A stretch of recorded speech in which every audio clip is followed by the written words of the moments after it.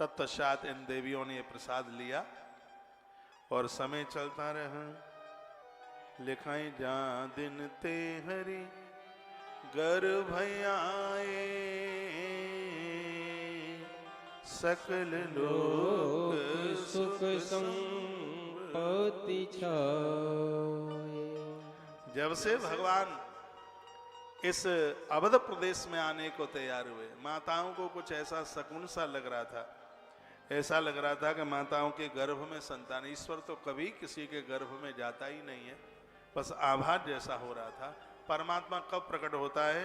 दोहा number 190 Ramayan के बालकांड का। जो नारी गर्भिणी हैं, जिनके गर्भ में संतान है, उन्हें दोहा नंबर 190 से लेकर के और दोहा नंबर 193 तक की पूरी चौपाइयों का पाठ घी का दिया जला करके रोज करना चाहिए। इससे होने वाली संतान के ऊपर असर होगा। देखिए, अच्छी औलाद के लिए कुछ बातें हैं। अग्नि पुराण में लिखा है कि गर्भिणी नारी कभी रात को खुले केसों से ना सोए, पाम भिंगो करके ना सोए, और छाती के भर ना सोए, और जूठे मुंह से ना सोए।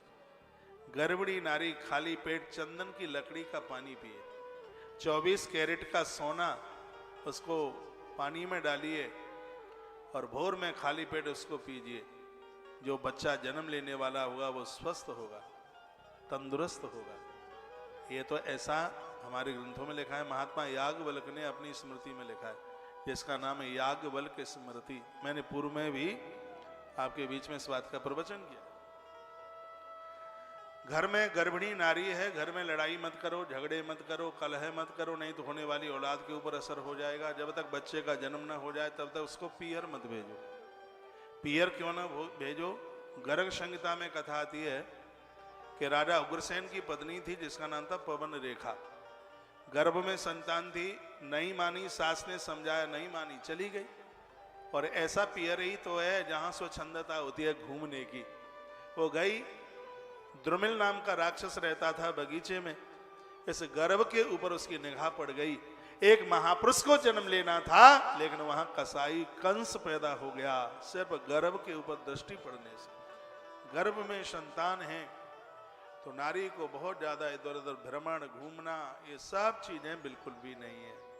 उसे अपने होने वाले बच्चे के ऊपर बहुत ज्यादा ध्यान देने की जरूरत है। एक अच्छी संतान को जन्म देने के लिए अच्छी मां की आवश्यकता है, क्योंकि केसर के लिए कश्मीर चाहिए तो अच्छी औलाद के लिए अच्छी मां चाहिए। अच्छी मां के बिना अच्छी औलाद नहीं हो सकती।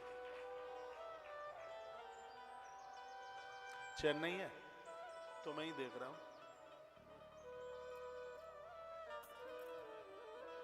बोली रामचंद्र भगवान की जय, श्री हनुमान जी महाराज की जय। परमात्मा को प्रकट करने के लिए बैठिए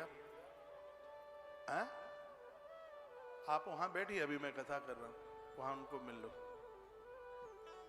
जोग लगन ग्रह भारत थी, सकल भय अनुकूल, चर अरु अचर हर्ष जुत राम जन्म सुख मूल। भगवान के अवतरण का समय आ गया। भगवान कब अवतार लेते हैं? जो अवध में कुछ योग बना। योग क्या है कि जिस समय भक्ति का योग बन जाएगा भगवान प्रकट हो जाएगा। लगन, ईश्वर से लगन लग जाए तो भगवान प्रकट हो जाएगा। वार वार कहते हैं न्योछावर हो जाना। धर्म के ऊपर न्योछावर हो जाए तो भगवान के आने का योग बन जाएगा। तिथि इसमें वर्णन किया गया है, जिस समय आप अतिथियों का सम्मान करोगे तो भी भगवान के आने का योग बन जाएगा। महाराज दशरथ के जीवन में ये सब चीजें थी। वो दिव्य समय आया। कौन सा समय था? चैत्र का महीना, जिसे मधुमास कहते हैं। कुछ महीने ऐसे हैं, जैसे कार्तिक को कहते हैं दामोदर मास, कार्तिक के महीने को दामोदर कहते हैं। बैसाख के महीने को माधव मास कहते हैं। बैसाख का जो महीना है उसको माधव मास कहते हैं। और जो चैत्र का महीना है इसको कहते हैं मधु मास। ना गर्मी रहती है ना सर्दी रहती है। ऐसा टाइम, ऐसा समय होता है, ना सर्दी ना गर्मी। तो ऐसी तिथि में भगवान चल करके आ रहे हैं। तिथियां ऐसे ही लाइन से खड़ी हुई थी। भगवान ने तिथियों को पूछा, अपना परिचय बताइए। तो सबसे पहले तो पड़वई खड़ी थी। पूछा कौनों का पड़वा, क्यों आप आ रहे हैं, हमें स्वीकार कीजिए, हमारी विशेषता है, 9 दुर्गा हमसे ही शुरू होती है। आगे फिर एक खड़ी थी, उसको पूछा तुम कौन हो, उसने कहा हम भाई दोज हैं, हमें स्वीकार करो। भगवान आगे बढ़े, तुम कौन हो, हम अक्खा तीज हैं, परशुराम हमारी तिथि में प्रकट हुए थे। आगे देखा तो एक और खड़ी थी, उससे पूछा तुम कौन हो, कहा हम चौथ हैं, गणेश जी हम में ही आके प्रकट होते हैं। आगे एक और खड़ी थी, उसको पूछा तुम कौन हो, कहा हम बसंत पंचमी हैं, सरस्वती हम में ही प्रकट होती है। आगे देखा तो एक और खड़ी थी, कहा तुम कौन हो, कहा कि हम छठवीं हैं, कार्तिकेय वीर हमारी ही तिथि में प्रकट होते हैं। आगे देखा तुम कौन हो, कहा हम सप्तमी हैं, शीतला मैया हम में ही प्रकट होती है। आगे देखा तुम कौन हो, वो कहते अष्टमी दुर्गा जी हम में ही प्रकट होती है रात को 12 बजे। लेकिन एक तिथि थर थर कांप रही थी खड़ी हुई। भगवान उसके यहाँ पहुंच गए पास, कहा तुम कौन हो। उसने कहा भगवान हमें तो किसी ने स्वीकार ही नहीं किया, भगवान हम तो नवमी हैं, किसी ने स्वीकार नहीं किया। भगवान ने कहा तुम्हें किसी ने स्वीकार नहीं किया तो तुम्हें फिर हम स्वीकार करेंगे।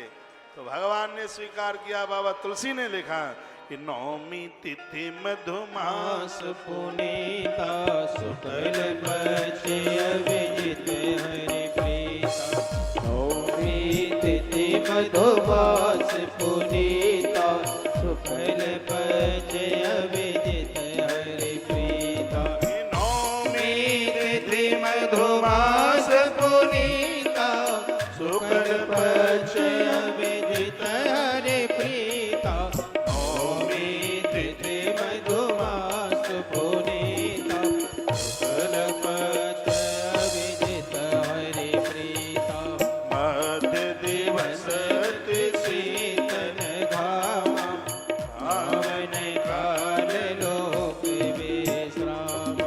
वनमित गिरि घन मनियारा श्रवै सकल सरितामृत धारा। नौमी तिथि मधुमास पुनीता शुक्ल पक्ष अभिजित हरि प्रीता। गगन विमल संकुल सुरजूथा गावै गुण गंधर्व विवरोधा। नौमी तिथि मधुमास पुनीता शुक्ल पक्ष अभिजित हरि प्रीता। वरसहि सुमन सुहानुल साजे जय गई गगन धूंधुमी बाजे। नौमी तिथि मधुमास पुनीता शुक्ल पक्ष अभिजित हरि प्रीता। स्तुति करे नाग मुनि देवा बहुविधि नावै निज निज सेवा। नौमी तिथि मधुमास पुनीता शुक्ल पक्ष अभिजित हरि प्रीता। रामचरितमानस में बालकांड दोहा नंबर 190 के नीचे 8 चौपाइयां हैं। गर्भिणी नारी को उसका पति है चौपाइया घी का दिया जला करके सुनाए। यह मैं बहुत भावना और विश्वास के साथ कहता हूं। उधर से जन्म लेने वाली संतान कोई साधारण नहीं होगी, विलक्षण होगी, बहुत ही विशेष होगी। और ये चौपाई यहां से ही आरंभ होती है और 8 चौपाइयां हैं। जिस 8 चौपाइयों में प्रथम चौपाई है नौमी तिथि मधुमास पुनीता शुक्ल पक्ष अभिजित हरि प्रीता। नौमी तिथि मधुमास पुनीता शुक्ल पक्ष अभिजित हरि प्रीता। वरसहि सुमन सुअंजल साजी गई गई गगन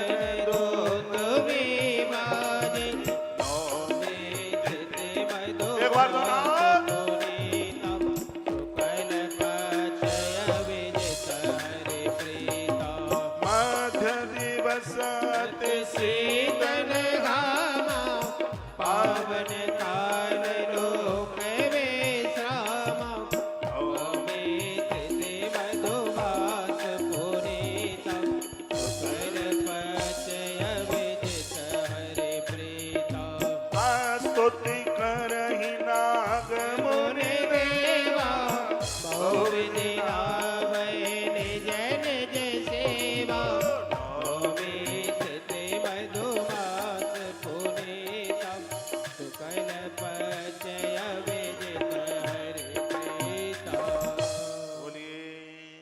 रामचंद्र भगवान की। जय हो। तो ऐसी पावन पुण्य तिथि चैत्र का मधुमास का महीना और नवमी पक्ष का वह भावी बड़ा प्रभावशाली वह समय था। बात मत कीजिए, इधर देखिए। आज भगवान चतुर्भुज रूप से प्रकट मां के कच्छ में भगवान प्रकट हुए, चार भुजा हुए लिए हुए थे। गोस्वामी जी ने वर्णन किया है। मां एकदम झिझक करके खड़ी हुई, हाथ तो जोड़े ही गए थे, चार हाथ बाला था, चार आयुध हाथ में लगे हुए थे। प्रार्थना करी, आप कौन हैं? भगवान ने परिचय दिया। पूर्व में आप माता अदिति और महाराज जो दशरथ थे वो कश्यप, आपने हमें पुत्र के रूप में मांगा था तो हम आ गए हैं। तो मैया जी बोली पुत्र के रूप में नहीं दिखते, पिताजी के रूप में दिख रहे हो, पुत्र बनिए पहले। ये चार चार हाथ लेकर के चतुर्भुजी बन करके आए हो, तो भगवान ने दो हाथ गायब कर दिए, अब दो हाथ वाले बन गए। मैया बोली अवेऊ ना है, अवेऊ बेटा से ना लग रहे, क्योंकि हमें देख करके तो मुस्कुरा रहे हो, रो तो सही, बच्चा तो रोता है। भगवान बोले हमें तो रोए वो ही ना आवे। मैया बोली रोने तो परेगो। सो भगवान ने रोने का नाटक किया। गोस्वामी जी ने उस नाटक को लिखा। सोनी देखो, इतना देखा करो कि मैं कहाँ कितनी लय में बोला। सोनी बचन सुजाना रोदन ठाना हुए बालक सुरभूप। सोनी बचन सुजाना रोदन ठाना होई बालक सुरभूप। माता पुनि भोली सो बालक सुरभूप। करुणा सुख सागर सब गुण आगर जय गावै श्रुति संता। सो अमृत रागे जनो अनुरागे भयो प्रगट श्रीकांता।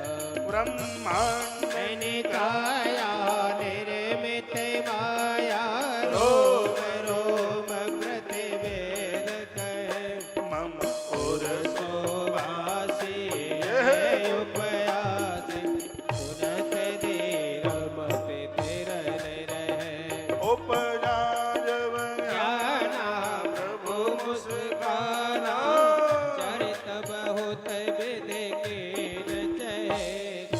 कथा सुहाई मात बुझाई जय प्रकार सुत प्रेम लय। माता पुनि भोली सोमत डोली दोनों हाथ रावत ये रूप।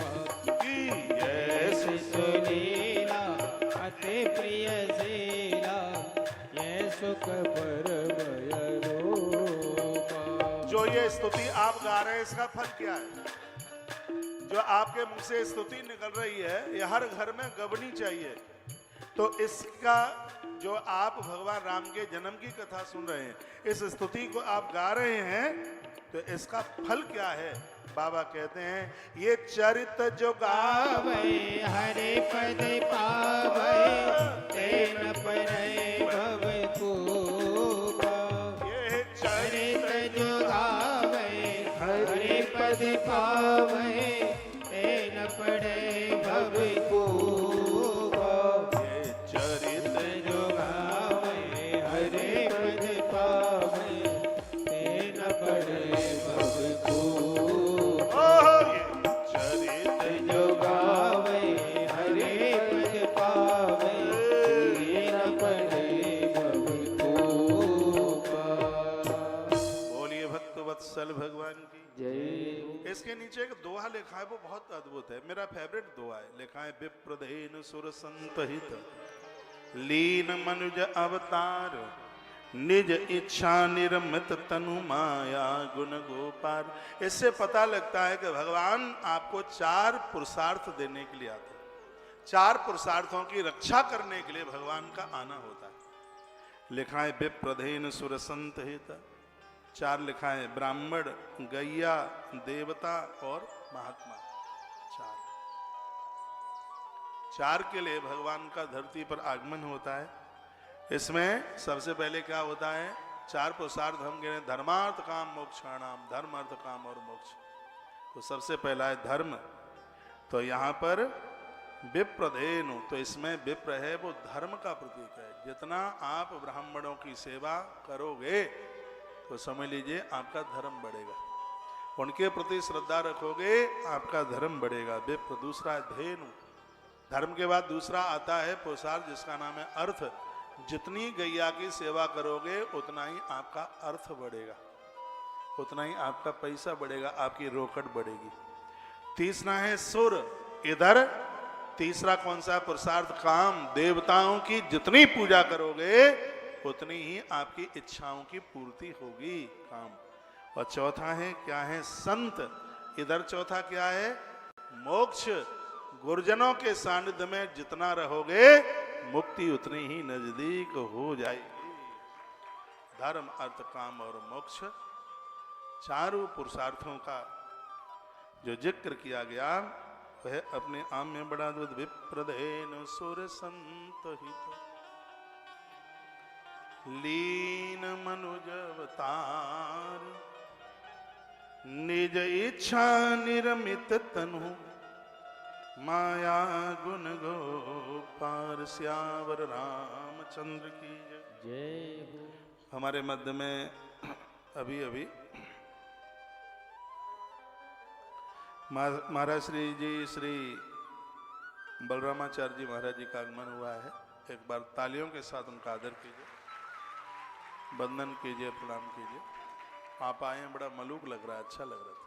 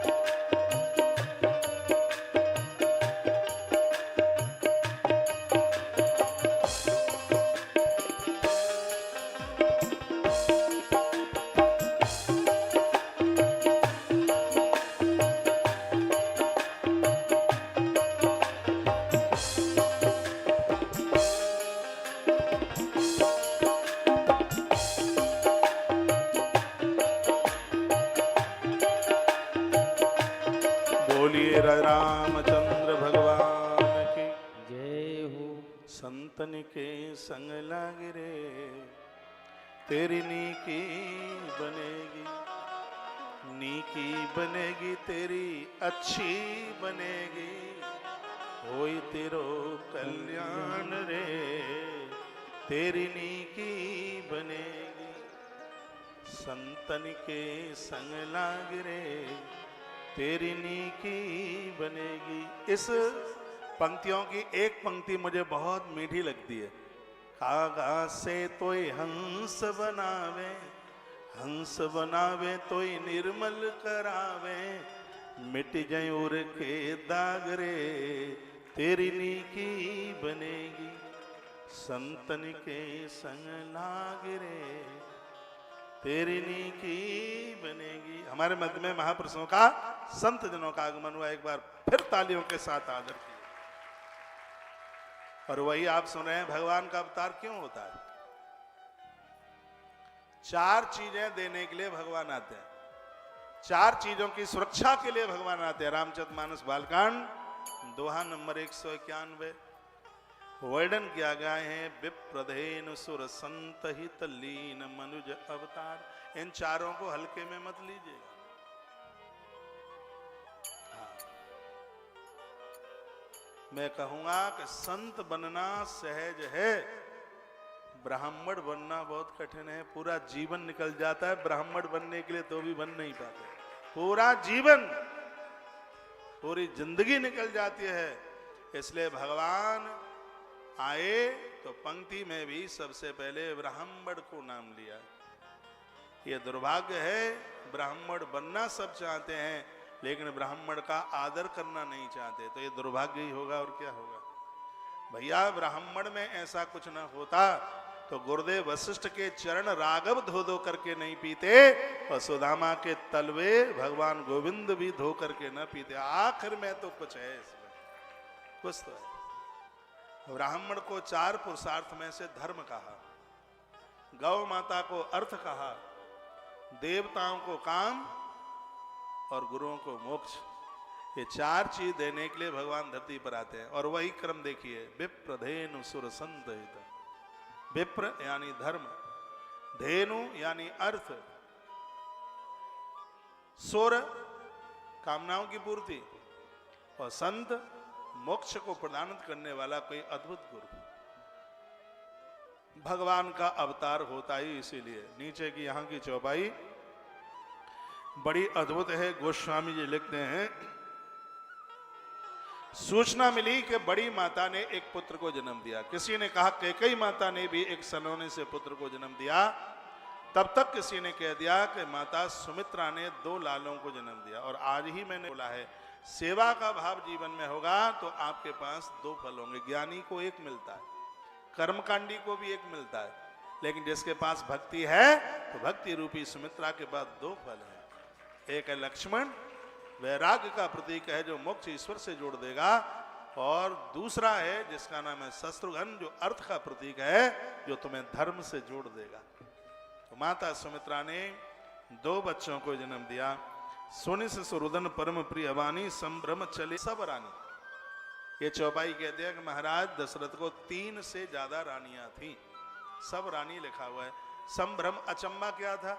आश्चर्य यह था कि मैया सुबह सर्विस स्नान करके आई है, सबसे बातचीत हुई है, पूजा पाठ सब हुआ है। बच्चों का जन्म होता है तो पहले से दिक्कत परेशानी है, उधर में दर्द भी होता है, लेकिन संसारी बच्चे जन्म लेते हैं तो वो पीड़ा देते हैं, और भगवान प्रकट होता है तो पीड़ा देता नहीं, पीड़ा का हरण करता है। यही दोनों में बस अंतर है। और बहुत आनंद हुआ।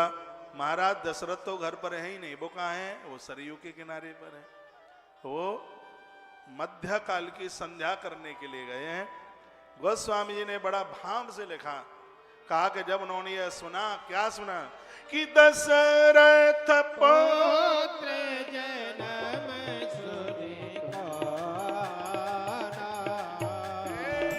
दशरथ पुत्र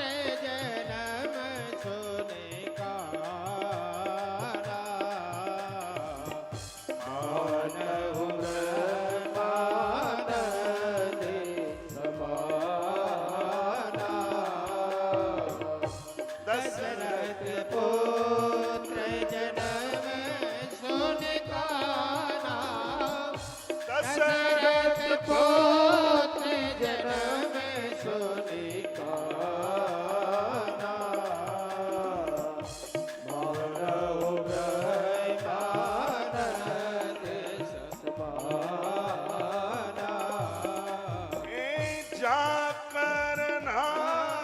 सुने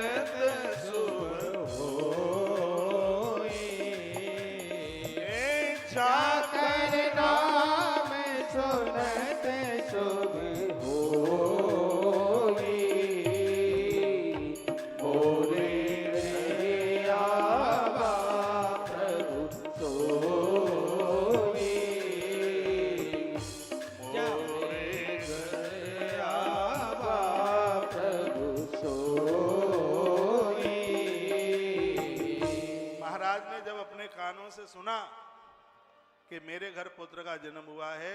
गोस्वामी लिखते हैं कि ऐसी अनुभूति हुई कि मेरे घर में ब्रह्मानंद आ गया।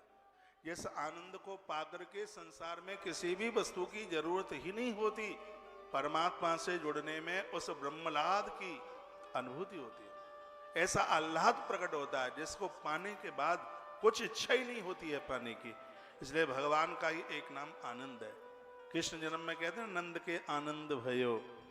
तो आनंद तो तब होगा ना जब आप नंद बनेंगे। नंद कौन है?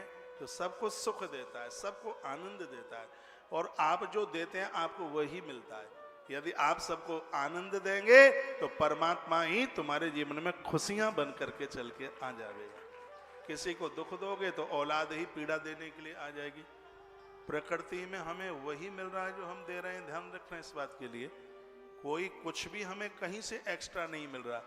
ये पूरा खेल, ये पूरा तमाशा हमारे कर्मों का है। समय कोई अच्छा बुरा नहीं होता, हमारे कर्म अच्छे बुरे होते हैं। मैं भी कहीं किसी कार्यक्रम में था, 2 मिनट में भी वहां बोला, एक बात बोली मुझे ध्यान में आ रहा है। जिस समय धर्मराज युधिष्ठिर वन के लिए चले गए थे पांडव, तो कृष्ण विदुरानी के घर पर आए थे।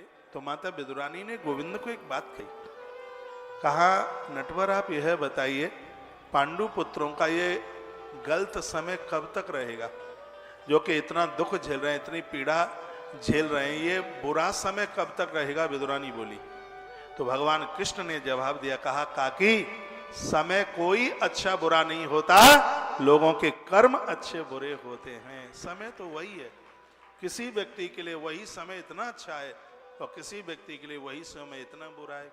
आप लोग यहाँ प्रयाग में इस टाइम में कोई अस्पताल में होगा, कोई जेल में होगा, किसी को हथकड़ी डल रही होंगी, कोई वेंटिलेटर पर सोया होगा, लेकिन हम और आप कितने बड़भागी हैं, हम सिर्फ प्रयाग की धरती पर बैठे हुए हैं। तो समय तो एक ही है, सबके लिए तारीख एक, टाइम एक, सब एक। इसलिए मैं तो हाथ जोड़कर प्रार्थना पूर्वक, मेरे पास आदेश तो कोई होता ही नहीं है, मेरे पास तो प्रार्थना होती है, अपने कर्म को ठीक रखिए। श्रीमद् भगवत गीता में भगवान कर्म कर्म कर्म के ऊपर ही बोलते रहे। भागवत में कर्म 3 प्रकार के कहे गए, कर्मा कर्म विकर्मेति, कर्म अकर्म और विकर्म। लंबी बात हो जाएगी, उधर चलूंगा नहीं, मुझे इस रामायण के प्रसंगों को आगे के लिए बढ़ाना है।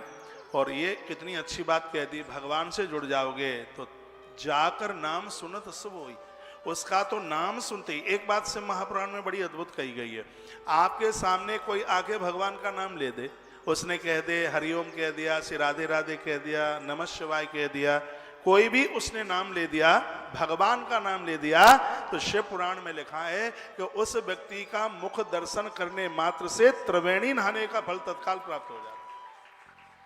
सिर्फ उसके मुख से भगवान के नाम निकलने का इतना बड़ा महत्व। और ऐसे मुख का हम दर्शन कर लें जिसने भगवत नाम उच्चारण किया। एक बात मैं बोलूं आपको, बोलूं, इस समय आपको त्रिवेणी नहाने का फल मिल रहा है, भले आप यहां बैठे। कैसे मिल रहा है कि मेरे मुंह से भगवान का नाम निकल रहा है, तुम मेरे मुंह को देख रहे हो, इसलिए आपको त्रिवेणी नहाने का फल मिल रहा है।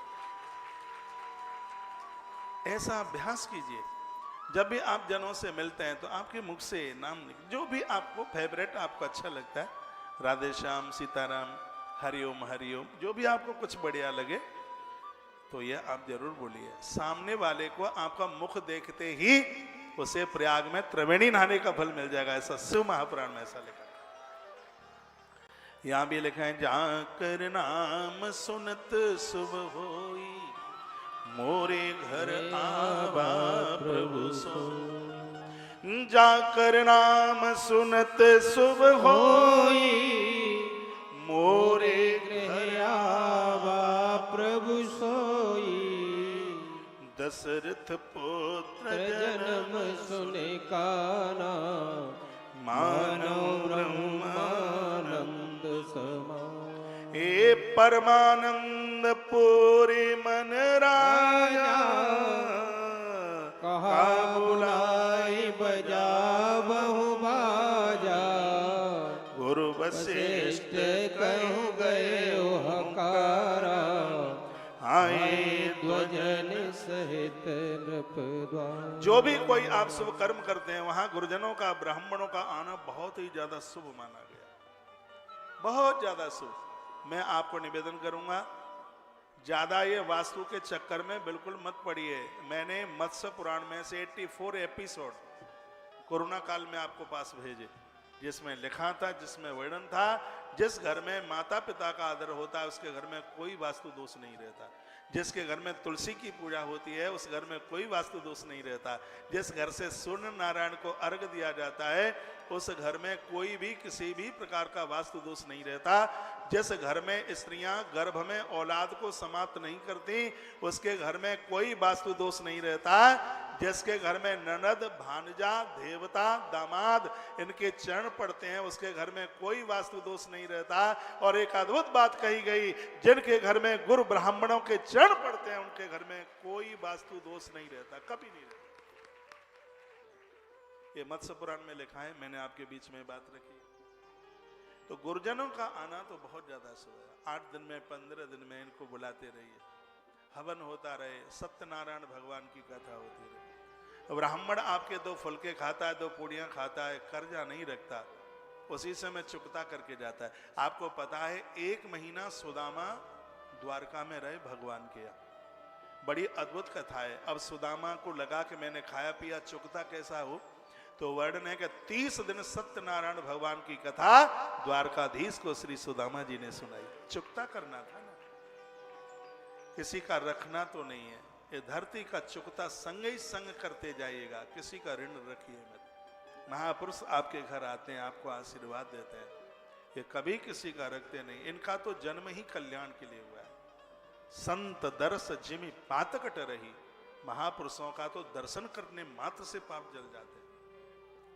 तो यहाँ कितना सुंदर लिखा है कि गुरु वशिष्ठ कहीं गए हुंकारा। हुंकारा यानी अवधि शब्द है, यानी गुरु जी को बुलाया। गुरुदेव अकेले नहीं आए, ब्राह्मणों के संग आए, ब्राह्मणों के संग आए। अनुपम बालक देखन जाई, बालक तो बड़े अनुपम थे। अनुपम तो इसलिए दुनिया के बच्चे 2 हाथ वाले आते हैं, वो 4 हाथ वाले बन के आए थे। दुनिया के बच्चे जन्म लेते हैं तो शरीर पर वस्त्र नहीं होता, चाहे राम आए हों चाहे कृष्ण आए हों, इस बात का ध्यान रखिएगा। भगवान का प्राकट्य वस्त्रों सहित हुआ है, पीले वस्त्र भगवान पहले तमद्भुतम बालक अम्बुजक्षण। उस श्लोक में भी भगवान को पीला पीतांबर पहने हुए बताया गया, और हमारे तमाम रामायण में भगवान को भी वो वस्त्र पहने हुए ही प्रकट होते। इसलिए भगवान तो अपने में बड़े अद्भुत हैं। अनुपम बालक देखूं जाई, रूप रास गुण कई न सिराई। इतने अद्भुत है, 14 दिन तक उत्सव माना। रावण बहुत बड़ा ज्योतिषी था। रावण बैठा बैठा रो रहा था, मेघनाद आया पास। मेघनाद ने पूछा, पिताजी क्या बात है? कहा, बेटा बहुत बुरा हो गया। क्या हुआ? मेरा और तेरा दोनों का काल धरती पर पैदा हो गया। पैदा हो गया? का कैसे हो गया? मेघनाद ने पूछा। कहा कि क्या बताऊं, मैंने बड़ी कोशिश की तो भी अयोध्या में मेरा और तेरा दोनों का काल पैदा हो गया। मेघनाद ने कहा, पिताजी तो अब क्या करना है? और रावण ने कहा, अभी वो बच्चे छोटे हैं, गर्दन मसूल दो, यही उपाय। उत्सव हो रहा था, 14वां दिन था, भीड़ लगी हुई थी दरवाजे पर। माता कौशल्या और राजा दशरथ खूब बांट रहे। भीड़ में ब्राह्मण वेश बना करके, एक जति का वेश बना करके वो दोनों के दोनों आ गए। लाइन में लगे थे पंक्ति में, रावण और मेघनाद। तो जैसे ही मैया कुछ देने के लिए आई, वो सब बांट ही रही थी। तो दशानन बोला, माता ये सब चीजें नहीं चाहिए, यदि तू दे सके तो एक बार अपने बच्चों का तू मुझे दर्शन करा दे। माताएं तो बहुत भोली होती हैं, बहुत सीधी होती हैं। मैया ने कहा, वो सामने के कोठे में वो बच्चे झूले में झूल रहे हैं, तू जाके दर्शन कर ले। तो मेघनाद और रावण दोनों ने एक पलंग में प्रभु राम को और अंगूठा पीते हुए लक्ष्मण को देखा। अभी नाम तो रखा नहीं गया है, तो देखा। तो वहीं से रावण ने कहा कि जो सांवला है वो मेरा काल है, जो नीचे पामों में पड़ा है वो तेरा काल है, गोरा सा। तो ऐसा कर लेते हैं, मैं पहले अपने काल को दबोच के आ जाता हूं, तब तक तू दरवाजे पर खड़ा रहना, कोई अंदर ना आ जाए। मेघनाद ने कहा, पिताजी पहले मैं जाता हूं, मैं अपने काल को मार के आता हूं, क्योंकि मुझे भय लग रहा है, अब मरने से मुझे डर लग रहा है। हमारे ग्रंथ कहते हैं कि पापियों को तो डर लगता है मृत्यु से, पुलिस थाने से भय किसको लगेगा? जिसने अपराध किए। तो पापा जी आप तो बहुत ज्यादा जीवन जी भी लिए हैं, इसलिए पहले मुझे मौका मिले, मैं अपने काल को समाप्त करके आता हूं। सो मेघनाद गया और उसने लक्ष्मण की गर्दन दबा ली, और जैसे ही लक्ष्मण की गर्दन दबाई तो मेरे प्रभु राम ने अपने दाहिने चरण को इसकी नाभि पर लगाया और ऐसा पलटा लगाया कि राम की छाती पर आकर के गिरा मेघनाद, और भगवान ने इसको अपनी मुट्ठी में बंद कर लिया। मुट्ठी में बंद करके दबाना शुरू किया, और यहां तो घंटों निकल गए। रावण ने देखा कि अभी तक आया नहीं, बात क्या है? रावण तो बहुत बड़ा ज्योतिषी था, इसने तो रावण संहिता लिखी है, और वहीं उसने प्रश्न कुंडली बना दी कि बच्चा गया तो कहां गया। तो उसको पता लगा कि ये तो मेरे काल ने, और इसको अपनी मुट्ठी में दबोच लिया। रावण ने इतनी कोशिश की प्रभु राम की मुष्टिक को खोलने की, लेकिन ये उसमें सफल नहीं हुआ। दौड़ता हुआ ये माता कौशल्या के पास गया, कहा मां मुझे कुछ नहीं चाहिए, लेकिन जो तेरे बड़े वाले बेटे की मुट्ठी में है बस तू मुझे वो दिलवा दे।